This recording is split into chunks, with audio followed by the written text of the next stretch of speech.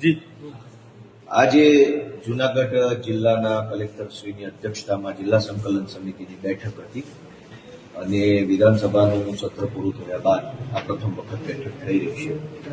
આ મિટિંગની અંદર આજે મેં સૌથી પહેલા તો મહેસાણા તાલુકાની વિવિધ સહકારી મંડળીઓમાં જે ભ્રષ્ટાચાર થયો છે અને ગેરરીતિ થઈ છે એમાં મહત્વના 3-4 મુદ્દાઓ. એક કે જે ખેડૂતોને મોટું ધિરાણ મળવાપાત્ર જ નથી, એમના ખાતામાં મોટા રૂપિયા નાખી અને કરી લીધા છે, એની તપાસ ક્યાં પહોંચી એનો અપડેટ લીધી.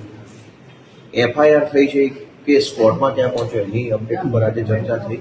જે ખેડૂતોએ મહેસાણાના અને અન્ય વિસ્તારોના ખેડૂતોએ ડિપોઝિટ જમા કરાવી છે થાપણો મંડળીમાં, એની થાપણો એમને પાછી ક્યારે મળશે અને કેવી રીતે એની ચર્ચા થઈ છે. અને જેના એકાઉન્ટમાં બોજા પડ્યા છે 7-12 બોજા ઉપર પણ આજે ચર્ચાઓ થઈ છે. આ સિવાય અમારા વિસાવદરની અંદર મોટી મોણપરી, શેલણકા વગેરે ગામની જામકા, કરિયા ગામની પાણીની ટાંકી તોડવાનો જે વર્ષોનો પેન્ડિંગ પ્રશ્ન છે એના ઉપર આજે ચર્ચા થઈ છે. શોભાવડલાથી બરડિયાનો રસ્તા બાબતની ચર્ચા થઈ છે. જીબીના અનેક પ્રશ્નો ઉપર આજે ચર્ચા થઈ છે.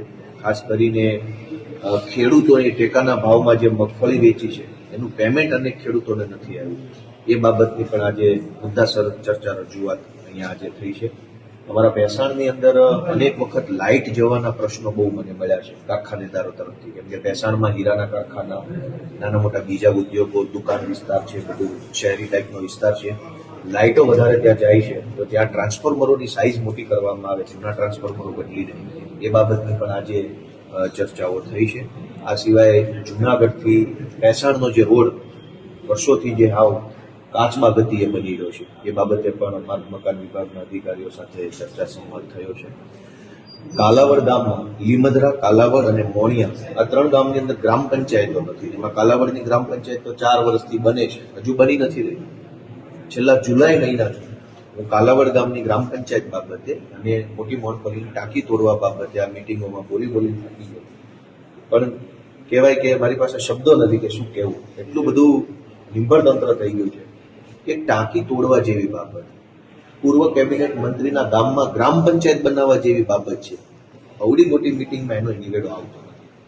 આ સિવાય વિસાવદરના અને મહેસાણના અમારા જૂનાગઢ મત વિસ્તારના જે કાંઈ બીજા નાના મોટા પ્રશ્નો છે એની આજે મેં રજૂઆત કરી છે. ખાસ કરીને એક ગંભીર બાબત સામે આવી કે રત્ન કલાકારો માટે આ સરકારે બહુ મોટા પાયે જાહેરાત કરી હતી જ્યારે હીરામાં મંદી આવી ત્યારે, કે અમે રત્ન કલાકારોના બાળકોની ફી ભરી દઈશું, રત્નદીપ યોજના.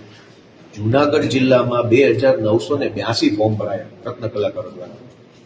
હું 3 મહિનાથી આ પ્રશ્નનો જવાબ માંગી રહ્યો છું. આજે મને જવાબ મળ્યો કે 2982 ફોર્મ જે રત્ન કલાકારોએ ભર્યા એમાંથી અંદાજે 266 જેટલા લોકોની જ અરજી મંજૂર થઈ, બાકી બધી નામંજૂર. મેં પૂછ્યું કે આટલી મોટી સંખ્યામાં અરજીઓ નામંજૂર કેમ થઈ? સરકાર જ્યારે એવું કહે છે કે અમે તો રત્ન કલાકારોને મદદ આપવા બેઠા છીએ, અને અહીંયા આંકડો તો એવો આવે છે કે ભાઈ રત્ન કલાકારોના ફોર્મ નામંજૂર થયા છે, અને નામંજૂર થવાના કારણો પૂછીએ તો એના સરકારી જવાબો મળે છે. મેં ધારાસભ્યની ગ્રાન્ટમાંથી અંદાજે 2,25,00,000 રૂપિયાની રકમ ફાળવી છે 3 તાલુકાઓની મળીને. આ 2,25,00,000 રૂપિયાની ધારાસભ્યની ગ્રાન્ટ મારી સહીથી ફાળવ્યા પછી પણ હજુ સુધી અનેક કામો ચાલુ થઈ શક્યા નથી. કેમ કે ફાઇલ ઉપર ફાઇલ, કાગળ ઉપર કાગળ, પ્રોસેસ પૂરી જ થતી નથી. સરકારમાંથી પૈસા આવ્યા, એ પૈસા ધારાસભ્યએ ગામ માટે ફાળવ્યા, હવે કામ થતું નથી.